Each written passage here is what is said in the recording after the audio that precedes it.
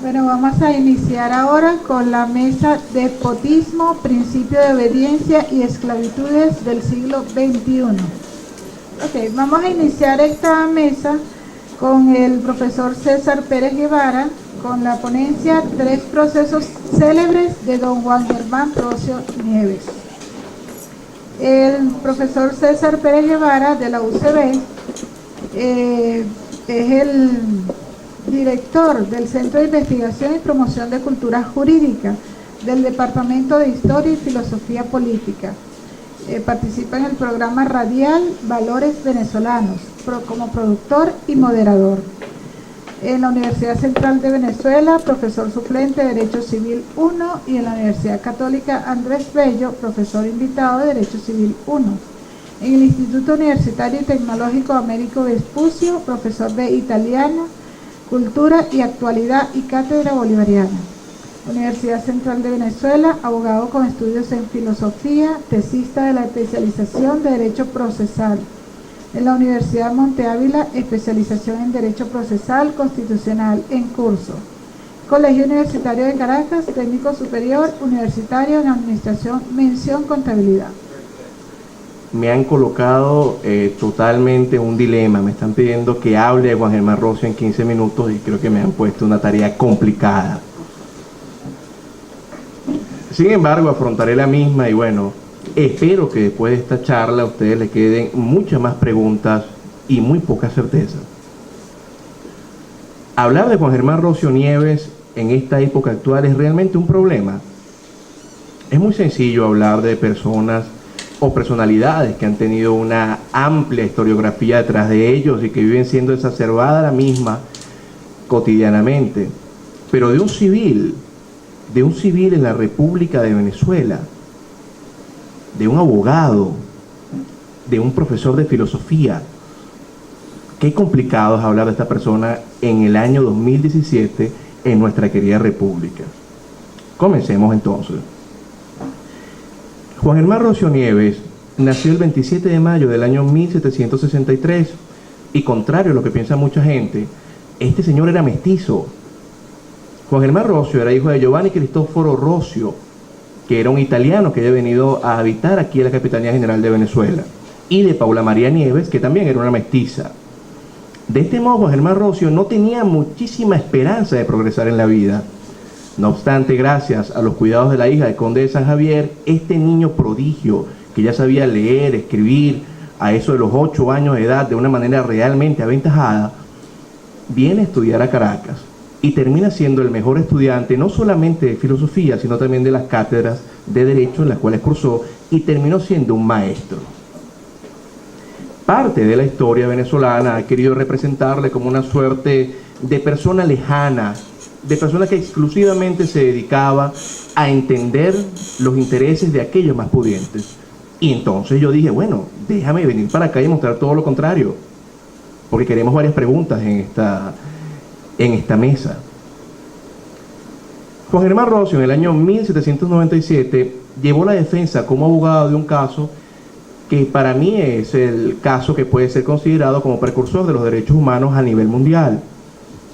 Todos aquí reconocemos cuando Martin Luther King fue a defender a Rosa Parks porque, bueno, ella era negra y no se podía sentar en el autobús mientras estaba un blanco de pie, y nos parece una cosa hermosa. Pero es que Rocio llevó un caso, para mi entender, de la misma magnitud, y bueno, como vivimos en el país de las montoneras, de los militares y los caudillos, no lo conocemos. Isabel María Páez era una mestiza, bella, preciosa ella, que estaba casada con Juan José de Ochoa. Hay quienes dicen que era un notario, otros que era un militar. El punto es que tenía un buen cargo él en lo que hoy en día conocemos como Valencia. Él le regalaba unos vestidos hermosos a ella, preciosos los vestidos. Pero resulta que nada más las mantuanas, cuando iban a la iglesia, podían arrodillarse y poner la manta, porque era una prerrogativa de ellas que se consideraban primas de la Virgen María, y que sí mismo también decían que, bueno, la manta era producto de que ellos provenían de los conquistadores de esta parte del mundo. Siendo que en esta época no había centros comerciales, en esta época no había cafés donde sentarse a hablar, por lo general, el sitio en el cual la gente se congregaba a discutir era en la iglesia. Ahora bien, en esa época tampoco había metro, los caminos eran de tierra, llevaban mulas. Se puede imaginar lo nefasto que estaba el piso de las iglesias en ese entonces. Y nuestra Isabel María Páez tenía que, con sus vestidos hermosos, arrodillarse y dañar sus vestidos cada vez que iba. Un día Isabel María Páez dijo, no me la calo más. Y sencillamente se llevó su mantilla y la puso en la iglesia. Evidentemente esto trajo una gran cantidad de problemas, la querían linchar, entre otras cosas. No pasó debido al cargo que tenía su marido Juan José de Ochoa, pero esta mujer estaba realmente caliente, estaba muy brava. Y dijo, me voy a buscar un abogado. Por ese entonces estaba un señor que había tenido, para nosotros hoy en día, el placer de tener como secretario a don Andrés Bello siendo muy joven, que había tenido a don Francisco Javier Llanes como pasante de su escritorio jurídico, y se llamaba Juan Germán Rocio. Entonces Rocio le dice a la señora, pues yo la voy a defender.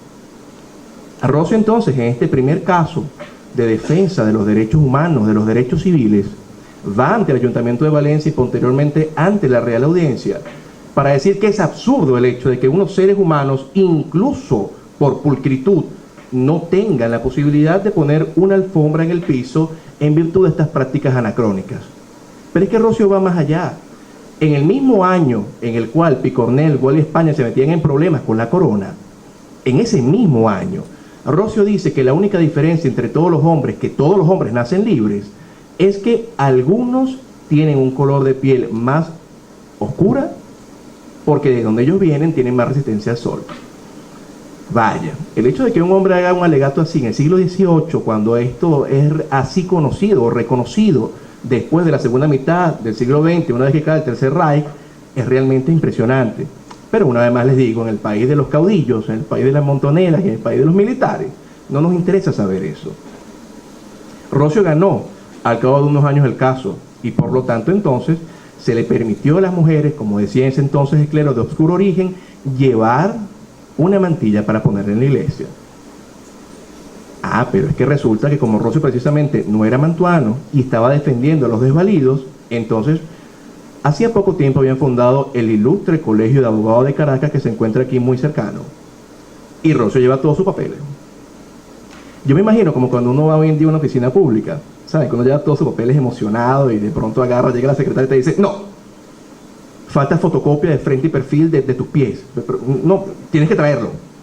Bueno, algo así. Rocio lleva todos sus papeles, todo emocionado para inscribirse en el Colegio de Abogados, y le dicen que no. Le solicitan, entre las barbaridades que le dijeron, una vez que ya Rocio hace la calificación jurídica de blanco y de indio y demuestra que entonces la raza india también es una raza pura porque ellos eran los primeros pobladores de aquí. Entonces la gente del Colegio de Abogados dice, bueno, entonces tráeme las constancias, las actas de fe, de bautismo de tus padres. Bueno, pero es que mi padre viene del Ducado de Milán, el Ducado de Milán gracias a las guerras napoleónicas es una zona de beligerancia, yo no puedo ir, no puedes entrar. Rocio los demandó. Claro.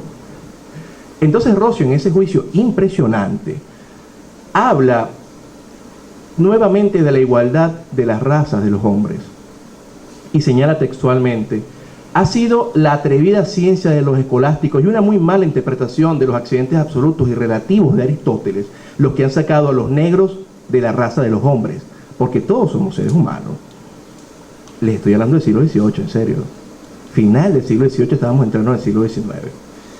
Bueno, esto fue un gran problema. En este juicio pasó algo muy simpático. La gente del Colegio de Abogados dijo, mira, él dijo esto en el caso de Isabel María Páez, este es un sedicioso, este es un malvado, este es un hombre malo, pero nunca decían porque no lo querían dejar entrar. Hasta que entonces en el año 1801, el fiscal de la Real Audiencia dice, Rocio tiene que entrar al Colegio de Abogados, los insto a que lo hagan. Pero como a la gente le gusta molestar, le terminan dando a Rocio la entrada en el año 1805. Estoy hablando de Juan Germán Rocio, ¿saben? El que redactó el Acta de la Independencia del año 1811. El principal redactor e impulsor de la Constitución Federal del año 1811, que me hago responsable de mis palabras, para mí es la mejor constitución que hemos tenido nunca. Estoy hablando de este señor. Estoy hablando de un Juan Germán Rocio que se mete en estos problemas con los optimates y que Andrés Bello, muchos años después, cuando fue a hablar de él, dijo, Juan Germán Rocio, de la naciente libertad, no solamente fue uno de sus impulsores, fue el maestro y el padre. Y eso lo dice Andrés Bello, existiendo Simón Bolívar, Santiago Mariño, Juan Bautista Arizmendi, José Francisco Bermúdez y todos los militares que ustedes quieran. Pero tengo otro caso más, porque yo dije voy a llamar a esta ponencia 3 procesos célebres de don Juan Germán Rocio Nieves. Después del año 1812, ya conocemos abiertamente cómo Miranda capitula, los problemas que hay por esto. Miranda lo mandan preso a Cádiz, termina preso en la Carraca. Miranda de alguna manera podía salir a estirar las piernas, etcétera, tenía un mayordomo, toda la cuestión. A Monteverde, que decía que esto había que tratarlo por la ley de la conquista, se le ocurre una cuestión. Un día dice Monteverde: tú, ustedes 8 están pensando en delinquir. Y ellos dicen, ya, pero es que nosotros fuimos perdonados por la capitulación, ¿cómo que estamos pensando en delinquir? Están pensando otra vez en delinquir. Yo sé que están pensando, van presos todos. Sí, bueno, menos mal que ya eso no pasa en Venezuela, ya la gente no la mete en presa en Venezuela por pensar, ¿no? ¿No? Bueno, no lo sé. El punto es que entonces se los llevan preso a Cádiz, y ustedes van a decir, bueno, yo lo leí en un libro, bueno, sí, fueron presos a Cádiz. No, pero si uno lee realmente la historia de Cádiz, los mandaron a Ceuta, en África, y ellos no tenían mayordomo, en serio. Ellos no podían salir a estirar las piernas. Ceuta está bastante próxima a Gibraltar. Entonces allí estaba Juan Germán Rocio con los otros 7 monstruos que Monteverde consideraban que eran el origen de todas las desgracias que le había pasado a esta capitanía general. Estoy seguro que ustedes hubiesen escuchado de Juan Germán Rocio si le hubiese hecho uno de estos escapes impresionantes, hubiese salido con una espada y hubiese dicho vuelvan cara, o todas estas cosas súper rimbombantes que a la gente le gusta. Pero es que bueno, Rocio era un abogado, era un filósofo, era un hombre de letras, y a él se le ocurrió de otra manera hacerlo. Él se escapa, gracias a los buenos tratos de un guardia, iba a Gibraltar. Gibraltar estaba bajo el dominio inglés. Entonces él le dice al gobernador inglés, en perfecto inglés, evidentemente Rocio hablaba inglés fluidamente, que a él le habían vulnerado la capitulación y que el país que había establecido el habeas corpus, es decir, el derecho a la libertad personal, que era Inglaterra, tenía que garantizarle a él este derecho. El gobernador no se lo tomó muy bien y lo mandó otra vez preso a Ceuta, evidentemente. Entonces Rocio llama a uno de sus amigos que se llamaba Thomas Richard, era inglés. Le dice, dame una hoja, cuando lo fue a visitar, dame una hoja, un pergamino en este caso, y dame una pluma. Ya voy a terminar, te estoy viendo.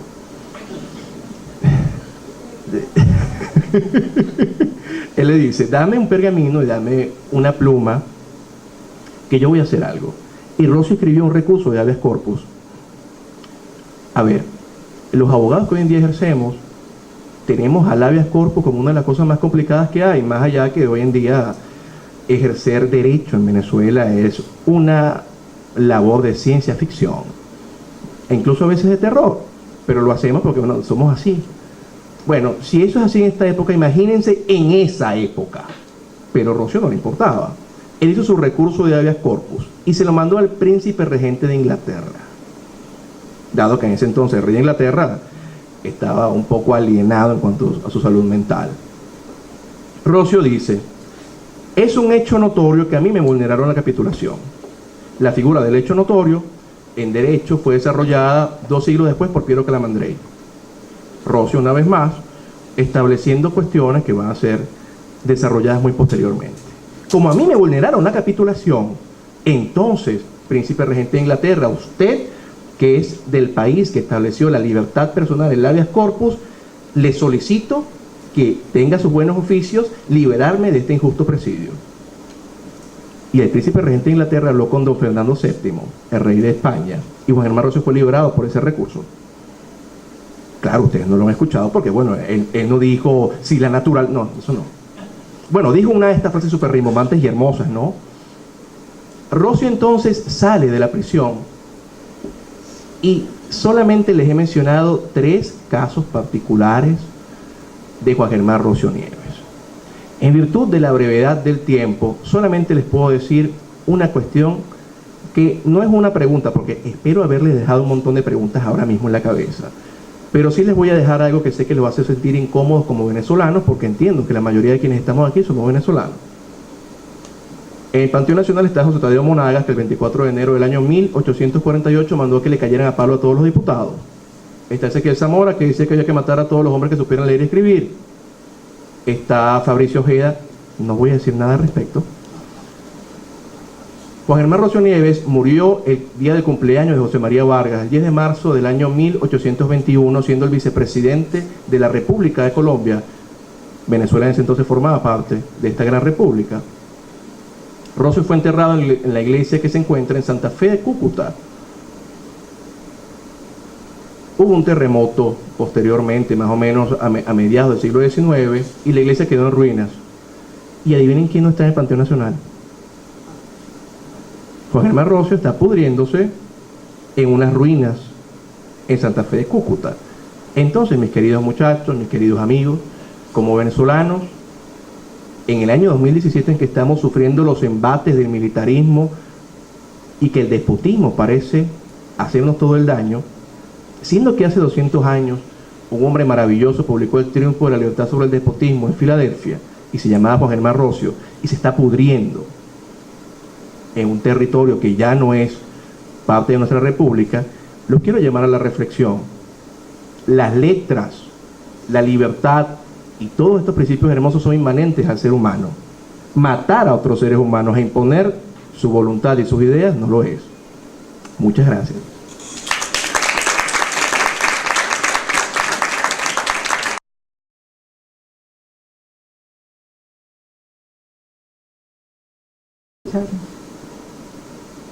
Ya que estamos hablando de Juan Germán Rocio, yo te voy a responder a esa pregunta con Juan Germán Rocio, con lo que dice aquí. Rocio plantea que la soberanía no es más que el conjunto de facultades de todos los individuos que pertenecen a determinada nación, determinado estado. Pero Rocio no se quiso quedar exclusivamente con el pacto social desarrollado en el siglo XVI, siglo XVII. Él dice, ya va. Si entonces los seres humanos todos nos reunimos en esto que llamamos Estado, Leviatán, como queramos decirle, lo hacemos en virtud de un pacto, pero como todo pacto existente según el principio, en el cual entendemos el derecho, que es el pacta sunt servanda, es decir, los acuerdos son para ser respetados, entonces tenemos una soberanía que es convencional. Rocio es el único autor que te habla a ti de soberanía convencional. La soberanía entonces es convencional porque precisamente viene del acuerdo de los ciudadanos que crean esta figura llamada Estado, a fin que garantice determinados derechos. Los derechos a los cuales se refiere Juan Germán Rocio, en efecto, son libertad, propiedad y vida. Pero sigo con Rocio. Rocio entonces considera que este es el único fin del Estado, garantizar estos derechos. Ahora bien, Rocio es un precursor del antichauvinismo, una cosa increíble. Él te dice en este libro, en El triunfo de la libertad sobre el despotismo, que el individuo es un ciudadano del mundo, porque todos somos seres humanos. Razón por la cual, si tú te encuentras en un Estado que no te garantice los derechos para los cuales fue creado, es decir, un Estado como límite al poder y no un Estado como un exabrupto al poder, entonces tú te puedes ir a otro Estado en el cual puedas aprovecharlo. Era tanto la concepción liberal de Rocio y la concepción republicana que una vez estaba bravo con él Simón Bolívar. Y vamos a poner un par de ejemplos. Esto seguramente va a traer, como dice la gente, escama, pero me gusta. Cuando Francisco de Miranda en el año 1812 le dan la dictadura, le dan una institución romana, le dan la dictadura comisoria. Esta es la misma institución que le dieron a Cincinato en su momento, que no consistía más en que en un momento de gran problema en la República había que un solo individuo darle la facultad del ejercicio de la soberanía convencional a fin que en efecto él pudiera restituir el orden republicano infringido y él entregase nuevamente los poderes. Cincinato lo hizo y Cincinato en Roma lo devolvió. Por eso es que George Washington, cuando se hace la República Norteamericana, le pone Cincinnati a esa parte de Estados Unidos. Pero sabemos que en Roma, Sila y posteriormente Julio César no hicieron lo mismo, se quedaron con la dictadura para siempre. El caso de a Miranda le dan entonces esta dictadura comisoria, el Senado se la da. Bolívar, cuando viene para acá en la campaña admirable, él también toma la dictadura comisoria, pero no hay quien se la dé. O sea, él dice, yo tengo la dictadura que me la han dado. ¿Quién te la dio? El pueblo. Ah, bueno. La dictadura comisoria la da el órgano representante del pueblo, pero Bolívar consideraba que la tenía. Y esto aún pasa nuevamente una vez más en la vida de Bolívar, en el año 1828, después de la Convención de Ocaña, que no le gustó lo que estaba pasando, disuelve la Convención de Ocaña y nuevamente toma la dictadura, que él llama comisoria, pero nadie realmente lo ha comisionado para tal, sino el pueblo una vez más. Y Bolívar se dirige al pueblo de Colombia diciéndoles: no vengo a hablarles de libertad, porque en dictadura no hay libertad. Lo dice Bolívar textualmente. Entonces, en el año 18, año 19, Bolívar y Rosio tienen un problema, porque Rosio le dice fundamentalmente: usted no puede hacer esto porque usted no es un rey. Entonces Bolívar se pone muy bravo a comer y le manda una carta a Francisco de Paula Santander y dice: Rosio no es más que un Catón prematuro en una república en que no hay costumbres ni leyes romanas. Tenemos que decir que Bolívar tenía una muy buena manera de insultar, realmente. Entonces, bueno, ya que los estoy escuchando en la soberanía, dije, bueno, Rosio seguramente querría decir algo al respecto porque escribió bastante.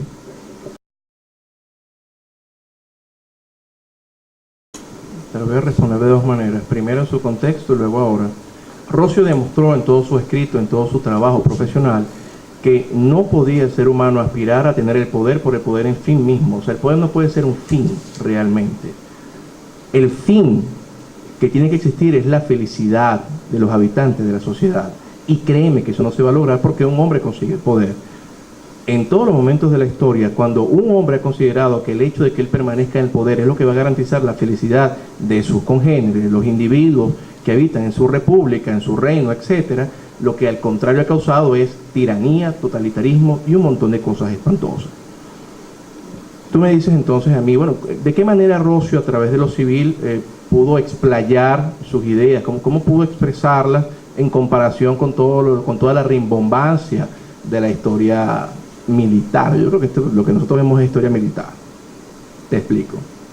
Con un ejemplo de Rosio. Un día antes que se declarara la independencia en Venezuela, están los debates de Congreso.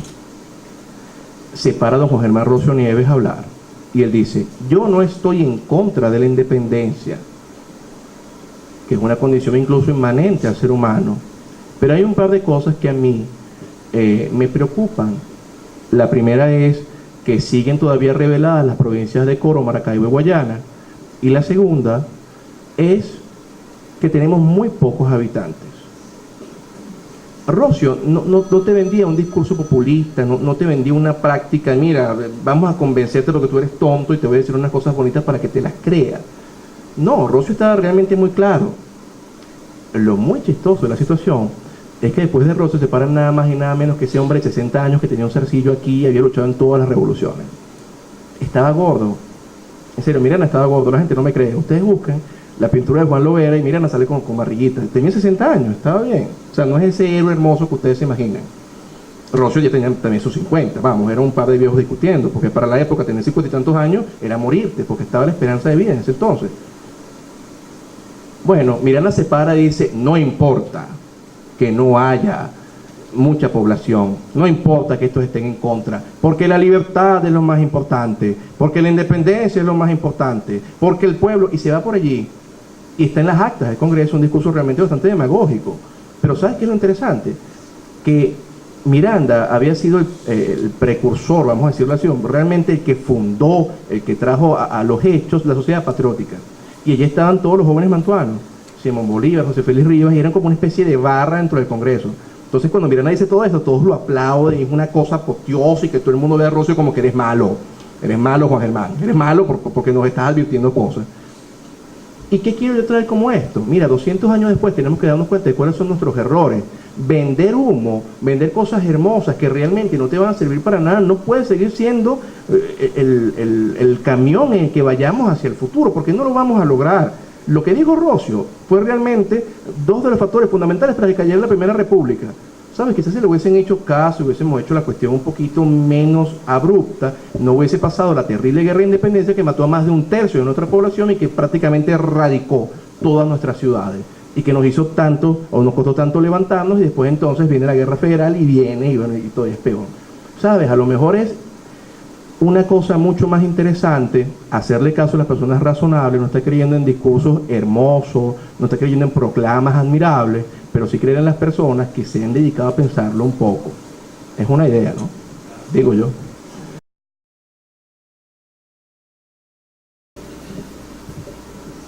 ¿Sabes que me pones ¿cómo es que se llama? Camisa de 11 varas que dice la gente, ¿no? Esto de hablar acerca de la democracia, pero que bueno, te voy a decir que la respuesta es la democracia, primero, y ahora voy a decir por qué. En la antigüedad, la mayoría de los filósofos que podemos acceder, Platón, Aristóteles, viniendo más para acá, durante la Edad Media, se tenía una concepción de la democracia exclusivamente en tanto y en cuanto la elección del gobierno. Es fundamentalmente eso, o sea, quién va a elegir quiénes son los que nos van a gobernar, quién va a elegir quiénes son los que nos van a hacer las leyes. Claro, evidentemente, los sabios griegos decían, pero ¿de qué manera puede ser mejor una democracia, que se supone que es el gobierno de las mayorías, o las mayorías eligiendo a quienes nos van a gobernar, que la aristocracia, que es el gobierno o la elección de los mejores? O sea, esto es totalmente absurdo. Si nos vamos más para acá, ya llegando a Rousseau se reía y decía, bueno, este gobierno es tan perfecto, es tan hermoso, me encanta tanto que es un gobierno para dioses. Si ustedes no son dioses, no lo apliquen, la democracia es un desastre. Bueno, después de la caída del Tercer Reich, los seres humanos como que llegamos a tener una conciencia y dijimos, voy a decirlo muy, muy llanamente, pana, nos podemos acabar el mundo. En serio. O lo pensamos mejor o nos acabamos esto y nos matamos a todos, porque realmente la humanidad había llegado a un nivel tal de una barbarie sofisticada, valga, aunque parece una paradoja, e institucionalizada, que realmente había que entender, había que pensar hacia dónde íbamos. Entonces la democracia comienza a tener otro concepto, y es un concepto que también conseguimos en Roosevelt. El punto no es quién elige al gobierno, es que la democracia o los valores de la sociedad occidental después de la Revolución Francesa, bien empleados, no pueden solamente consistir en una manera de elegir a los representantes. Si una democracia exclusivamente es considerada así porque vota la mayoría del pueblo a favor de una u otra persona, esto no puede ser considerado una democracia.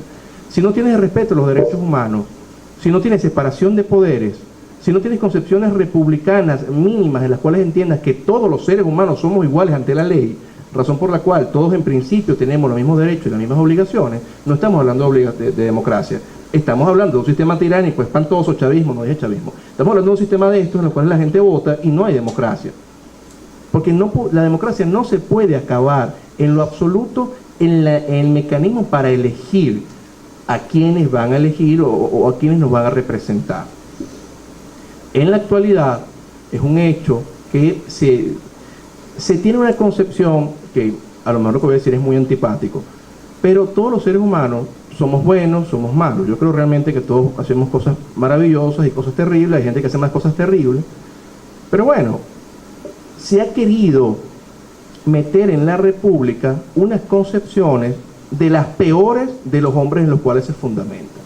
Entonces, cuando se busca y estas son cuestiones que yo he llegado a esto, y no quiero decir que la filosofía de Simón Rodríguez, Samuel Robinson, como le diga la gente, se acabe en la frase inventar o errar, pero es que cuando Simón Rodríguez decía inventar o errar, no teníamos república. O sea, las cosas estaban comenzando. Los estadounidenses hacía poco tiempo se habían inventado una presidencia que era una institución nueva. O sea, todo estaba nuevo. Entonces Simón Rodríguez decía, bueno, ¿cómo hacemos las cosas? Bueno, inventamos o erramos, pero no podemos quedar allí en el borde del camino. Seguir pensando que podemos inventar o errar ahorita, después que existen tantas cosas, y seguir inventando a la buena de Dios, bueno, vamos a inventar, sí, principio robinsoniano, a mí no me parece. Una vez más digo, no me parece que en esto se acabe el pensamiento de Simón Rodríguez, pero creo que lo están viendo así, porque es la única manera en la cual yo puedo ver que se puede pervertir el pensamiento de Simón Rodríguez. Cuando dicen el principio bolivariano, mira, a mí me parece que están hablando desde el Bolívar del año 28. El que dice, la convención no va a ser la constitución que a mí me gusta, la disuelvo. ¿Qué? Dictadura. ¿Por qué? Bueno, porque el pueblo me ha llamado. Y aquí entonces, ustedes tenían que, bueno, la historia se muestra que los pasquines, es decir, estas especies de anotaciones en las paredes, abundaban y decían, no abandonamos a Fernando VII por Simón I. O sea, la gente no quería otro rey, porque ya existía una concepción en la cual no aceptábamos totalitarismo, lo habíamos conseguido.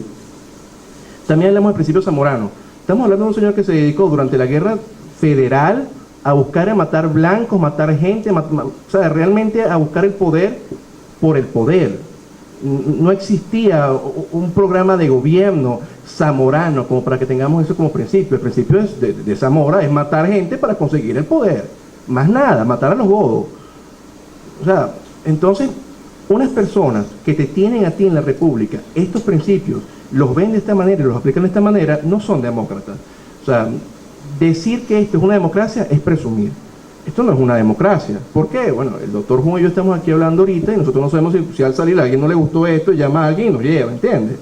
O sea, realmente no tenemos las garantías que deberían existir en una democracia. Entonces te digo, Rocio habla que tiene que existir la separación de poderes, que tiene que existir una gran cantidad de principios realmente importantes. De hecho, cuando él, que es el redactor fundamental de la Constitución del año 11, habla de los poderes públicos, dice: ningún poder público va a poder estar en manos exclusivamente de un solo ser humano. Lo dice la Constitución.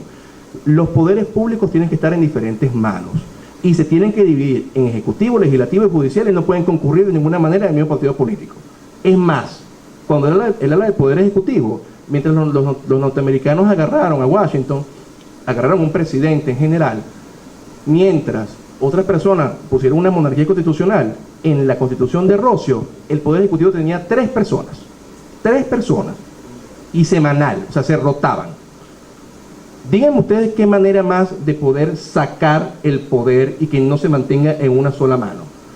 Lo que pasa es que lamentablemente Bolívar después, en el manifiesto de Cartagena, dice que nos gobernaron filósofos, que eran repúblicas aéreas, que eran un acuerdo de pajaritos preñados, e impone el centralismo. ¿Y cuál es el principio que mantiene esta gente? El centralismo. Y ha funcionado. ¿Tenía razón Bolívar en serio? A lo mejor en su época, pero ahorita funciona. ¿Funciona que un solo hombre nos diga lo que tenemos que hacer? Yo creo que no. Entonces yo creo que la respuesta es la democracia, pero bien vista. Democracia sin respeto a los derechos humanos, democracia sin separación de poderes, democracia sin las garantías mínimas de igualdad de los seres humanos ante la ley y sin responsabilidad, porque claro, también tenemos, como dice el profesor Hugo, realmente es un problema que tenemos entonces ahora este concepto de democracia en el cual son puros derechos. O sea, tú tienes un montón de derechos, obligaciones, no, derechos, porque pobrecito tú, vale, tú eres pobre, no, tú eres negrito, no, tú eres mujer, no, pobrecito, vamos a dar, no, eso tampoco es democracia, es lo que opino yo y espero que no nos lleve allá afuera, Roberto. ¿Por qué me encanta la pregunta? Porque es que yo tuve un problema con una historiadora cuyo nombre no revelaré, hace un mes más o menos, y ella me decía, pero por favor, si Rocio era realista, sí, toda la vida fue realista y monárquico, eso es en el libro que él agarra y dice, sí, mira, me arrepentí. Vamos a pensar un poquito con claridad, vamos a buscar ciertas cosas y vamos a ver si de verdad Rocio fue que, oh no, qué malo es ser realista, ahora quiero ser republicano. Vamos a ver un poquito las cosas. En primer lugar, Juan Germán Rocio era un tipo terriblemente ilustrado. Terriblemente ilustrado.